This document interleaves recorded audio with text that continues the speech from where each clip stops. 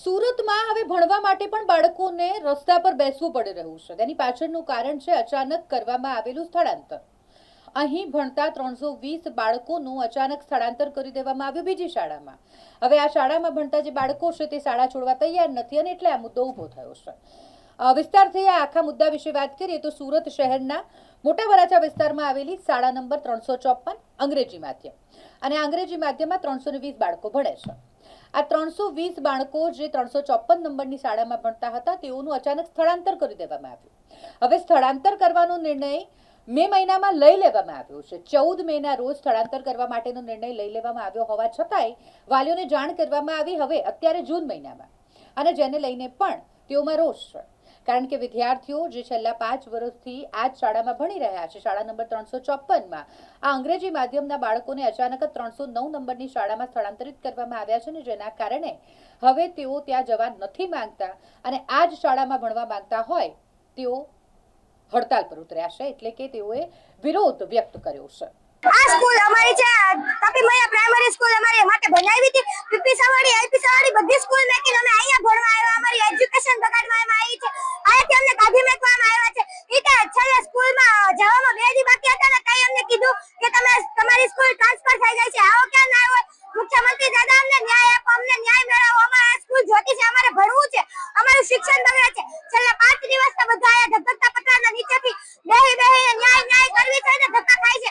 પેરેન્ટ્સો આમ તેમ કરી ભાગાદોડી કરે છે, પણ કોઈ કઈ જવાબ નથી મળતો। અમને ન્યાય આપો, ન્યાય મેળવો। મારું નામ સોજિત્રાનીલ પરેશભાઈ છે। હું 2 વર્ષથી 354 સ્કૂલની અંગ્રેજી માધ્યમ ઇંગ્લિશ મીડિયમ સ્કૂલમાં ભણું છું। આ સ્કૂલ ટ્રાન્સફર કરવામાં આવી છે અમારા ભવિષ્ય માટે અને અમારા શિક્ષણ માટે। જે કરવામાં આવે એ અમે કરશું। રાતે અહીંયા અમે શું પણ જાશું, પણ અમને અમારી સ્કૂલ પાછી આપો। ગુજરાતી મીડિયમ એડમિશન વધી ગયા એટલે અમને નીકાળવા માંગે છે, તો અમારા એડમિશન કેમ તમે નથી વધારતા? સવાર પાળી હતી અને બપોર પાળી પણ લીધી, અમારી તો એક જ પાળી છે, તો પણ અમને કાઢવા માંગે છે। અમારા 300 બાળકો અમારી સ્કૂલમાં છે, એનું ભવિષ્ય બગાડે છે। મુખ્યમંત્રી દાદા અમારી વિનંતી સ્વીકારો।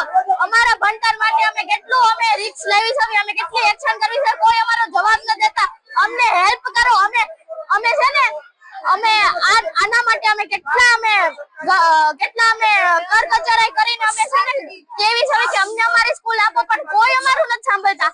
આવું ન્યાય થોડું હોય? અમને અમારી સ્કૂલ આપો, અમારું શિક્ષણ બગડે છે। આવું શિક્ષણ બગાડે આ ગુજરાત બનાવ્યું જ છે કોણે? આ 1000 કરોડ નું ડોનેશન હતું તો પણ અમને ધગધગતા પત્રની નીચે અમને બેસાડીને ઓલી જે 309 સ્કૂલ છે ગુસાઈ છે એમાં અમને ભણાવે છે, અને ક્લાસરૂમ ને એવું અમને નથી આપતા। અને અમે ત્યાં ગયા તો કહેવામાં આવ્યું કે પ્રાર્થના કરાવે છે, ને પછી જ્યારે સ્ટડી ટાઈમે ગયા ત્યારે પણ ત્યાં જ બાળકો ભણતા હતા, અને પહેલા દિવસે જ બાળકો રોતા પણ હતા। એ શું ન્યાય છે? એવો ન્યાય હોય કે? અમને અમારી સ્કૂલ પાછી આપો। આ સ્કૂલ અમારી હતી, રહેશે ને રહેવાની જ છે। મુખ્યમંત્રી દાદા અમારી વિનંતી સ્વીકારો। અમને આ સ્કૂલ પાછી આપો ને આપો જ તે। 5 વર્ષથી અમારા બાળક 354 નંબર તાપી મૈયા પ્રાથમિક શાળા જે એજન્ડામાં બનેલી છે, ઇંગ્લિશ મીડિયમના એજન્ડામાં બનેલી છે।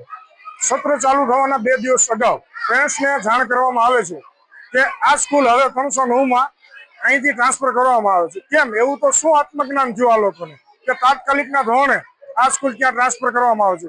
અંગ્રેજી માધ્યમ માટે જે સ્કૂલ બનેલી છે અંગ્રેજી માધ્યમ માટે જ રહેશે। અમારા બાળકો પણ અહીંયા જ ભણશે। જ્યાં સુધી આનો સારો નિર્ણય નહીં આવે ત્યાં સુધી અમે અને અમારા બાળકો ભૂખ્યા રહીને અહીંયા જ સુઈ જશું, જ્યાં સુધી નિર્ણય અમને આપવો જ પડશે। બીજું, કમિટી જે પેરેન્ટ્સની કમિટી હોય 12 વ્યક્તિની, એ કમિટીમાં પણ જાણ કરવામાં નથી આવી। એટલે આ લોકોએ જે કાયદાનું આરટીઆઈ કાયદાનો જે એક પ્રમાણે પણ આ લોકોએ કાયદાનો ભંગ કરેલો છે। એટલે આનો અમારે ન્યાય જોઈએ છે।